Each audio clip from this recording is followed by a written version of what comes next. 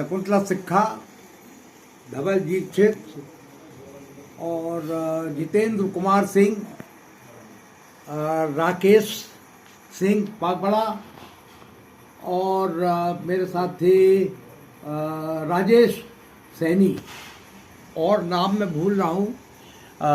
40 लोग मेरे साथ गए थे और 40 लोग हम एक टेंट में थे। और हाँ, एक थी एक महिला और थी, उनको बोलते हैं, नाम भूल गए यार, क्या है उसका, अभी एक मिनट पूछ ही लूँ मैं जाकर के, थोड़ा वो कट करना पड़ेगा। बोलिए। उमा ठाकुर, ये हमारे साथ थे। हम लोगों की खाने बांटने की ड्यूटी लगी थी। तो एकदम हमको बोला गया कि आप लोग सीधा कार सेवा के लिए फ़ौरन पहुंच जाएं ढांचे पे। तो हम लोग ढांचे पर पहुंच गए। ढांचे पर जब पहुंचे तो हम लोग ऊपर चढ़े हुए थे, सब लोग कोठारी वोठारी तमाम। जज साहब हमारे नीचे बैठे हुए थे, जो मुरादाबाद के जज रह चुके थे, उनकी ड्यूटी लगी हुई थी वहाँ पे पूरा केस को देखने के लिए। तो जज साहब को नमस्कार करके हम पहचानते थे, जज साहब जानते थे, हमारी बात हो चुकी थी, पहले भी मुलाकात हो चुकी थी। तो जज साहब देख के जा रहे थे, पुलिस वाले वहाँ से भागने लगे थे और ढांचा गिरने लगा था। हम ढांचे के अंदर घुस गए। जब ढांचे के अंदर घुसे तो हम सीधे जाकर के हमने देखा कि सीता रसोई लिखा हुआ है। सीता रसोई के अंदर हम लोग पहुँच गए और जैसे सीता रसोई के अंदर हमने पहुँचा, देखा चकला बेलन रखा हुआ है।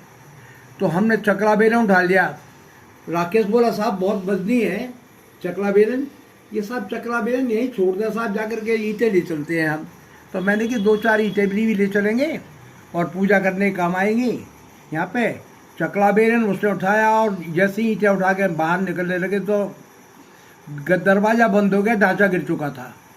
और हाँ, अंदर फंस गए हम लोग एक कमरे में, एक में जहाँ सीता रसोई थी। जैसे हम सीता रसोई के अंदर फंसे तो निकलना मुश्किल हो गया, बड़ी मुश्किल से। जहाँ लूज ईंटें पड़ी हुई थी उनमें से छेद सा बनाया हमने और वहाँ से निकल करके हम लोग आए।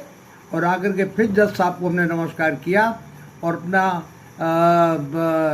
चकला बेलन ले करके और चकला बाहर निकले और बाहर निकल के अपने टेंट पे आकर के पहुँचे।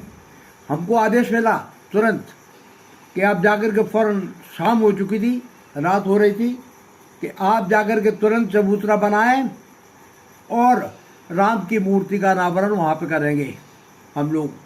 तो हमने सब चबूतरा बनाया और चबूतरा बना के पूरा तैयार किया। जैसे चबूतरा बनकर तैयार हुआ सारा ऊपर तक, फिर